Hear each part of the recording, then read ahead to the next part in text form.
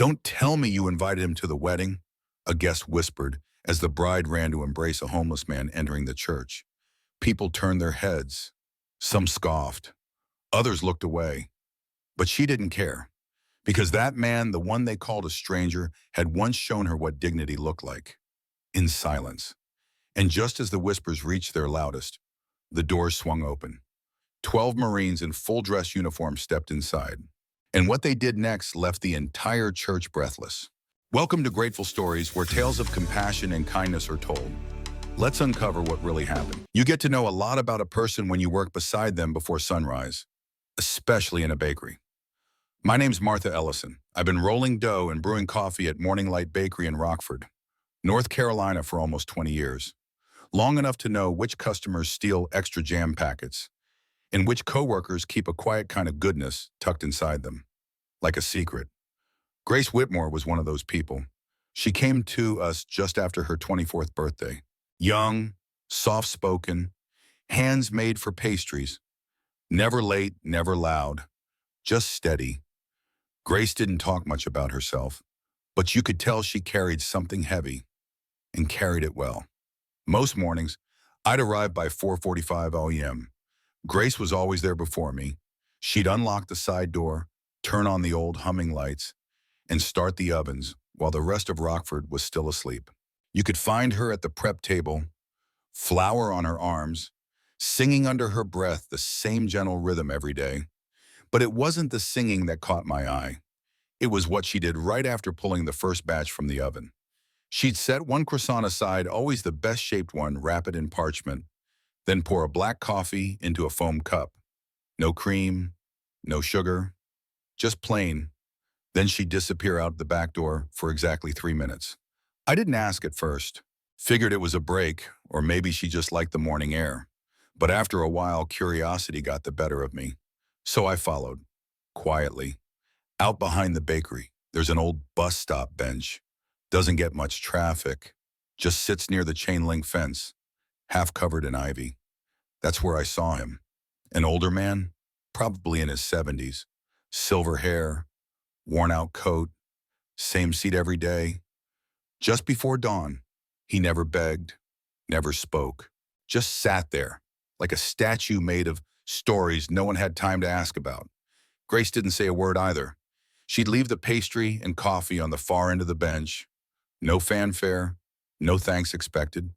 Then she'd come back inside and wash her hands and start her day like nothing happened. This went on for years. I asked her once, "Grace, you know that fella out there?" She just shook her head. "Not really," she said. "But he's there, bye-bye, and I've got more than I need." That was it. No sermon, no spotlight, just decency. Some of the girls started to notice. You know how places like ours get. A whisper here, a smirk there. Is she feeding that guy again?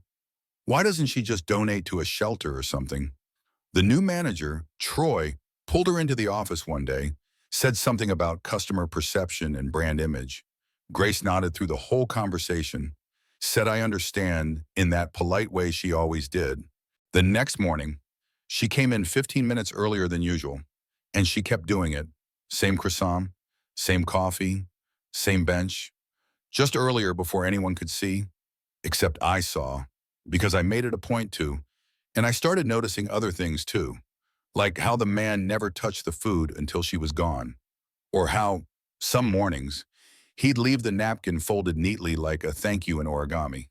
Then one day in the middle of December, the rain came, not a drizzle, not a storm, just that steady, bone-soaking rain that makes everything feel heavier than it already is. I was wiping down the front counter when Grace came in, soaked through her coat. She didn't complain, just changed her shoes and went to work. At 5:15, she grabbed the same pastry, poured the same coffee, and stepped into that freezing rain like it owed her nothing. When she came back, she was holding something, a napkin. But this time, it wasn't blank. I watched as she stared at it for a long moment, eyes glassy, but not spilling.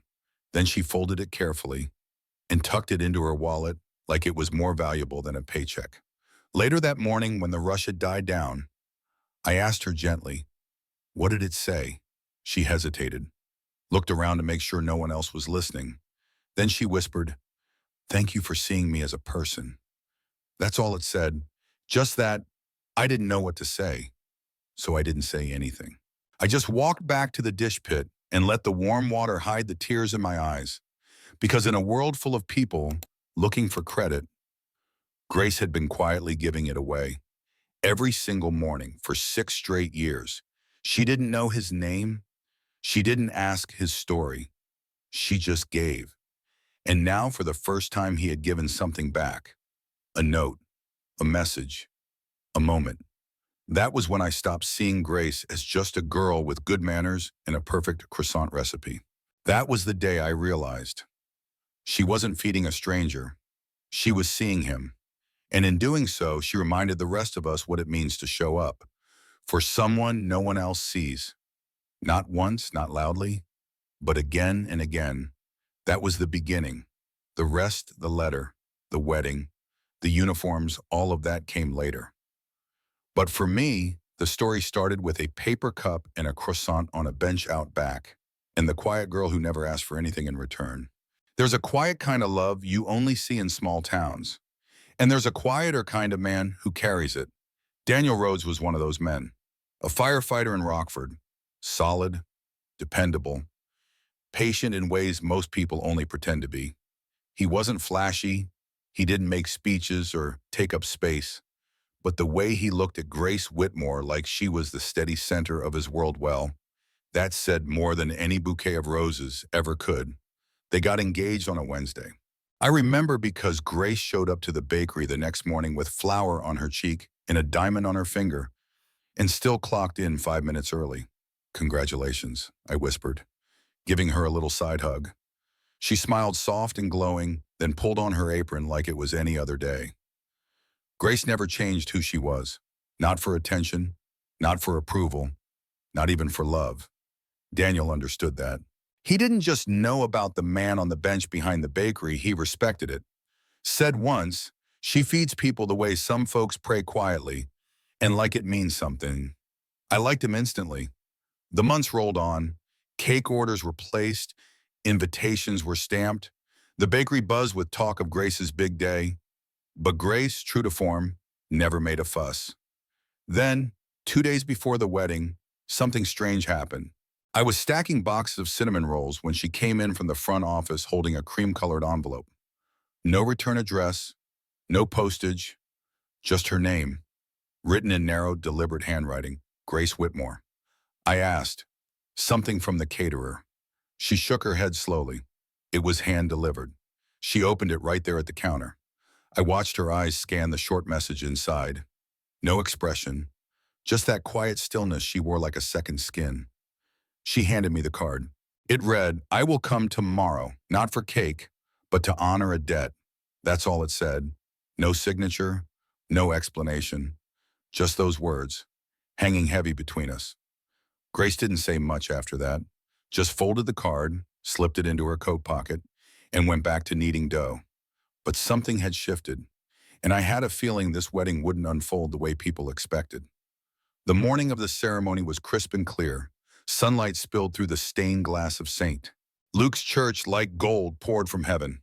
I arrived early, clutching the cake box like it held sacred treasure. The pews filled with familiar faces, neighbors, firefighters, bakery customers, even the mayor's wife in a dress 2 sizes too tight. Grace was in the bridal room, calm as ever. Her dress was simple ivory lace, long sleeves, the kind of gown that whispered instead of shouted. I peeked in and said, "Need anything?" She smiled, just a moment to breathe. Down in the vestibule, guests murmured, shifting in their seats. The music was about to start when the church doors creaked open, and in walked a man no one recognized. Older, thin, shoulders a bit stooped, but his posture still held dignity. He wore a charcoal gray suit, dated, but neatly pressed. His shoes were shined, though the soles had seen better years. His silver hair was combed carefully, and in his hand he clutched a plain felt hat. He stood near the back, unsure for a moment, scanning the space like someone searching for permission to exist. The room grew quiet. And then came the whispers. Who invited him? Is he lost? Is he here for the free food? Someone chuckled. Another rolled their eyes. But before anything else could be said, Grace appeared at the top of the memo. She hadn't waited for her cue. She hadn't waited for the music. She simply stepped out, veil in hand, dress brushing the tile, and walked toward him like nothing else in the world mattered.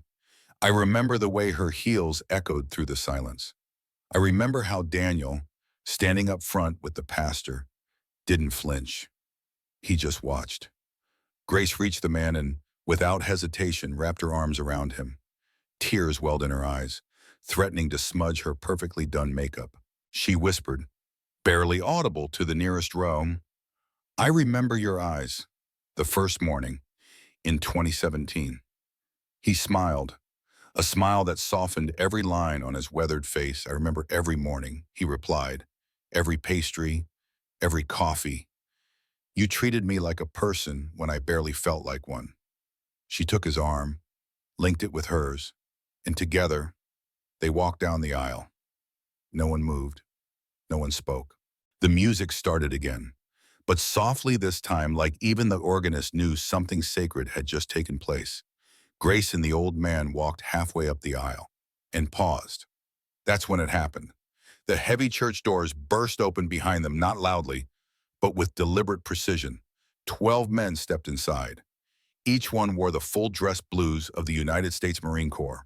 White gloves, gold buttons, medals gleaming under the vaulted light. They marched forward in perfect formation, the echo of their boots steady and sure. When they reached the pews, they turned toward the center aisle and in one synchronized motion raised their hands in salute. Not to the pastor, not to the groom, but to Grace. A wave of silence rippled through the crowd. One guest dropped a champagne glass. It shattered like punctuation to the moment. Even the pastor looked stunned. Captain Elijah Moore stepped forward from the formation. The nameplate gleamed on his chest. He stopped in front of Grace, snapped to attention, and said, his voice loud, clear, and reverent. On behalf of Alpha Company, 3rd Battalion, 5th Marines, we are here to honor the woman who, without ever knowing it, sustained one of our own for 6 years. He turned slightly and gestured to the man at Grace's side. This is Sergeant Franklin Wade Silver Star recipient, veteran of Fallujah, and the man who saved my life. No one spoke. Not a whisper, not a breath, just that overwhelming stillness, the kind that only truth can bring. I looked at Daniel then, still up front, still waiting. He caught Grace's eyes and smiled. Then he nodded, an invitation, an approval, a vow of his own. She looked back at Sergeant Wade. Would you walk me the rest of the way? She asked softly.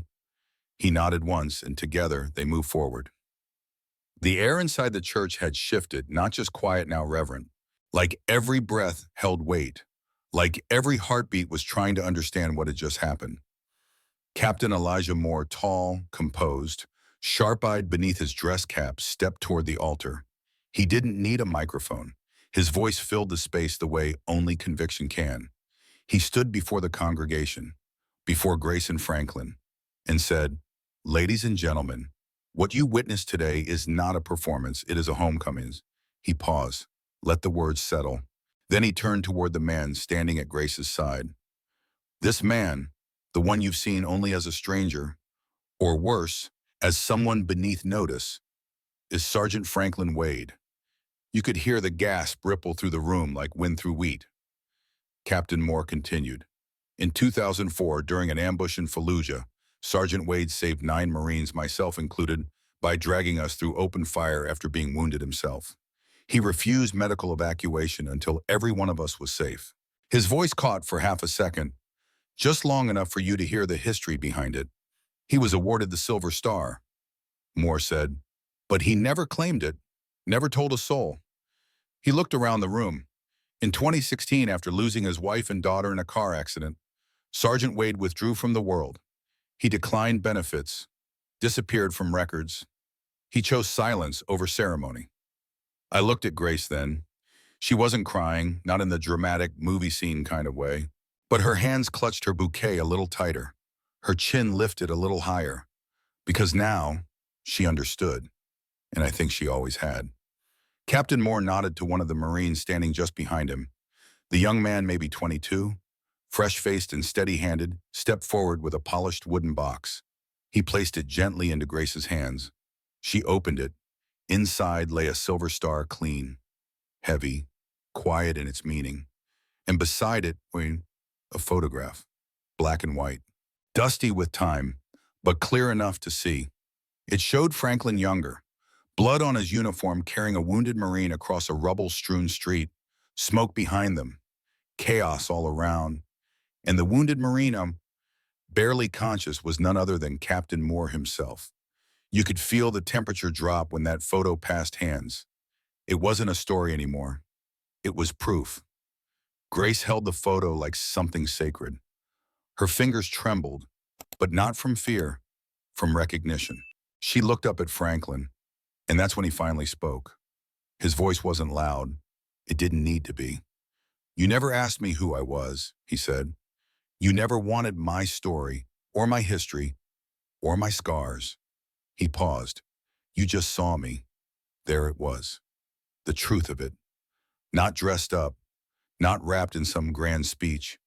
Just honest and full. Grace nodded once, eyes locked with his. "And I saw you too," she whispered. Every morning, Captain Moore turned back to the crowd. Miss Whitmore did what so many of us forget to do. She gave dignity without demanding context, kindness without expecting credit. She showed up again and again. Then he swept his eyes over the pews, stopping on people who had whispered earlier, who had scoffed or rolled their eyes when Franklin first walked in. "And if you think that doesn't matter," he said, his voice cutting like glass, "ask any of the men still alive today because of Sergeant Wade." No one spoke. Not the woman in pearls who had laughed behind her program, not the usher who had almost asked Franklin to leave, not even Troy, our bakery's new manager, who now looked like he wanted to crawl under a pew. But someone did speak up. From the third row, near the aisle. It was Megan, one of our morning bakers. Shy girl, barely out of high school. Her voice trembled, but she stood tall. "We used to tease her," she said, motioning toward Grace, behind her back. "We thought it was weird giving food away for free." She swallowed hard. "But she's the best of us. We just didn't see it." And that broke something open. Another coworker stood, then another. Someone whispered, "I'm sorry," a man from the back said. "She bought those pastries with her own money. I saw her." And one of our regular customers, a retired schoolteacher named Carl, cleared his throat and added softly, "She fed someone who saved the men that protect our country. I think that makes her more of a patriot than most of us." That's when Daniel Grace's groom, her partner, the man who had waited patiently through all of this, stepped forward. He didn't look surprised. He looked proud. He took Grace's free hand, then turned to Franklin, and with all the steadiness in the world, he asked, "Sir, would you do me the honor of walking her the rest of the way?" Franklin looked stunned for a second, and then, slowly, he nodded. He offered his arm again. And together, Grace on one side, Daniel on the other, they walked forward, no longer a bride walking alone, but a woman being honored by those she'd honored in silence for years. The rest of the ceremony, I won't lie, it was a blur. Vows were exchanged. Tears were shed. Even the pastor's voice cracked at one point. But what I remember most was what happened after the rings. The Marines, all 12 of them, lined the aisle again. Not as a military tribute, not by request, but because they wanted to. One by one, they each shook Grace's hand. Each whispered something. A thank you, a memory, a blessing. And every guest in that church knew this wasn't just a wedding. This was something deeper. A moment when a quiet life was finally seen for what it truly was. A kind of valor that never needed a uniform. Grace never came back to the bakery. Not after the honeymoon. Not after the headlines. Not even for one last shift. She left her apron folded on the back hook, the same one she used for 6 years. Her name tag still clipped to the collar. We didn't move it. Didn't feel right to. She didn't leave because she was done baking. She left because she'd found something bigger to feed. A few weeks after the wedding, a letter showed up taped to the front window of Morning Light Bakery, written in Grace's handwriting. Just one sentence: "Thank you for the years. I'll still be feeding people just from a different bench." And that's how we learned about Morning Bench. It wasn't a business, wasn't a nonprofit, wasn't anything official. Really, just a quiet stretch of sidewalk on the edge of downtown. An old bench cleaned, painted, and placed beneath a rusted tin awning. Beside it, a wooden table Grace's husband Daniel built by hand. Every morning, from 6 hers to 8 harum, they served hot breakfast. No forms, no questions, no shame. If you were hungry, you were welcome. They used their wedding money to fund the first few months. Friends donated supplies. A retired vet brought them a second-hand coffee maker. An old grocer gave day-old bread. The rest, they figured out as they went. Grace called it Morning Bench, but everyone else called it the place Grace built. There was no big sign, no banner, just a small wooden plaque nailed to the side of the bench. Every meal is a thank you, and that was it. Franklin never returned. Not to the bench, not to Rockford, not even to the church where it all unfolded. At first, people assumed he had passed, but Grace knew better, because once a month, like clockwork, a postcard would arrive. No return address, just the postmark: Pittsburgh, Baltimore, El Paso, Boise, different towns, different states, but always the same message. Every breakfast is a salute. Thank you. Grace, F. She kept every one of them in a shoebox. Labeled it Mornings Worth Remembering. I saw it once when I dropped off a bag of flour. She didn't mention it, didn't explain, just rested her hand on the lid for a second, then went back to stirring batter. That was Grace. 1 year later, almost to the day, 12 men arrived at Morning Bench. Not in uniform, just jeans, flannel, a few with ball caps pulled low. But I knew them the moment I saw them. The Marines, the same men who had walked into that church in perfect formation, who saluted her like she'd worn boots and held a rifle. Only this time, they came with aprons. They didn't make an announcement, didn't schedule anything. They just showed up on a Saturday morning and said, "We're here to help." And help they did. One man washed dishes, one chopped onions, one spent the whole morning quietly wiping down the table every time someone finished a plate. When someone asked, "Why are you here?" the youngest among them, barely 30, said, "Because she never left anyone behind. Neither will we." They came back the next weekend, and the one after that, started rotating shifts. Quiet, humble, precise. You could tell they missed structure, but more than that, you could tell they needed to serve again, only now in a different way. Some mornings at Morning Bench, you'd see men with medals tucked into worn jackets. Other days, you'd see a teenage girl bringing her granddad for coffee because he hadn't smiled in months. One woman came every Friday just to sit and listen to the stories, not to interrupt, not to document, just to listen. Veterans found each other there, but more than that, they found a place where they weren't invisible anymore. And Grace, she stayed the same. Still wore that simple braid, still made the coffee just a little too strong, still handed out croissants like they were holy. And every now and then, if you caught her between the rush, you'd see her pause by the bench, fingers grazing the plaque, eyes scanning the street like maybe, just maybe, Franklin might appear around the corner again. He never did. But the bench had always had someone on it. A few months ago, a news crew tried to do a segment on the place. Grace turned them away, politely, said, "You can interview the people who eat here." But I'm not the story. They left confused, frustrated, but I wasn't, because some people feed for the spotlight. Grace Whitmore fed for the soul. Now and then, when I walk past the bakery, I glance at the back door. It's still got the dent from when the flour rack fell over in 2018. Still creaks in the rain. But the bench behind it, the one where Franklin used to sit, empty. Sometimes folks ask me why no one else uses it. I tell them, because it's not about the bench. It's about being seen for one. And that bench already did its job. It reminded a quiet girl that her small, daily kindness mattered. It reminded a forgotten soldier that his life still held meaning. And it reminded a town full of skeptics that not every metal is made of metal. I still visit Morning Bench on Thursdays. I don't volunteer. I don't hand out toast. I just sit and I watch the way Grace nods to each person, like she remembers them from 100 lifetimes ago.